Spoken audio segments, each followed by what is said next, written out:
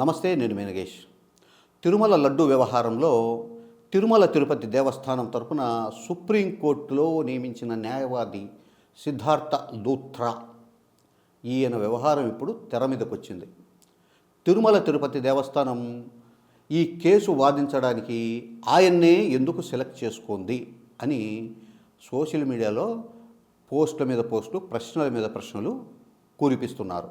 సిద్ధార్థ లూథ్రా గతంలో చంద్రబాబు నాయుడు గారు ప్రతిపక్ష నేతగా ఉన్నప్పుడు స్కిల్ స్కామ్ కేసులో ఆయన అరెస్ట్ అయినప్పుడు చంద్రబాబు నాయుడు గారికి లాయర్గా ఆయనకు మద్దతుగా వాదించారు. బెయిల్ ఇప్పించడంలో కూడా ఆయన వాదనలు వినిపించారు.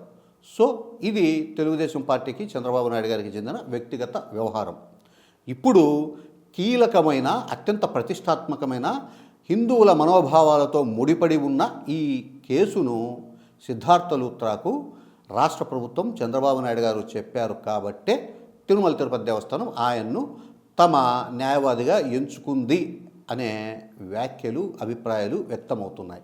సిద్ధార్థ లూథ్రాకు గంటకు కొన్ని లక్షల రూపాయల చొప్పున ఫీజు చెల్లించాల్సి ఉంటుంది.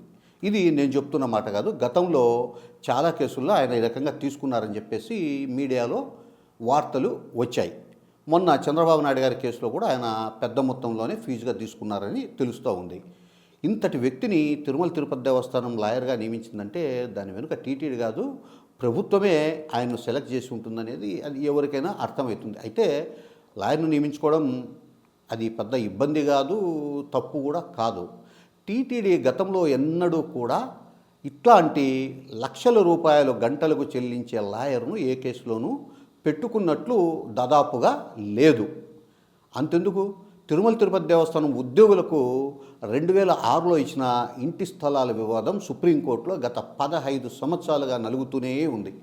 ఉద్యోగులందరూ మేము దేవస్థానానికి, దేవునికి, భక్తులకు 35 ఏళ్ళు సేవ చేస్తాము, మాకు దేవస్థానము ఇచ్చిండే ఒక 36 అంకణాలు అంటే ఒక 3 సెంట్ల జాగా సుప్రీంకోర్టులో ఉంది, దీన్ని పరిష్కరించి మంచి లాయర్ను పెట్టి మా కుటుంబాలను ఆదుకోవాలని ఉద్యోగులు ఎన్నో ఏళ్ళుగా, అది ఏ ప్రభుత్వం ఉన్నా కూడా టీటీడీని, ప్రభుత్వాన్ని వేడుకుంటున్నా కూడా ప్రభుత్వం అయితే ఆ స్టాండింగ్ కౌన్సిల్ ద్వారానే ఏదో నడిపించి ఈ వ్యవహారాన్ని ముందుకు తీసుకుపోయే ప్రయత్నమే చేస్తుంది. కానీ మంచి లాయర్ను పెట్టే ఆలోచన మాత్రం చేయలేదు.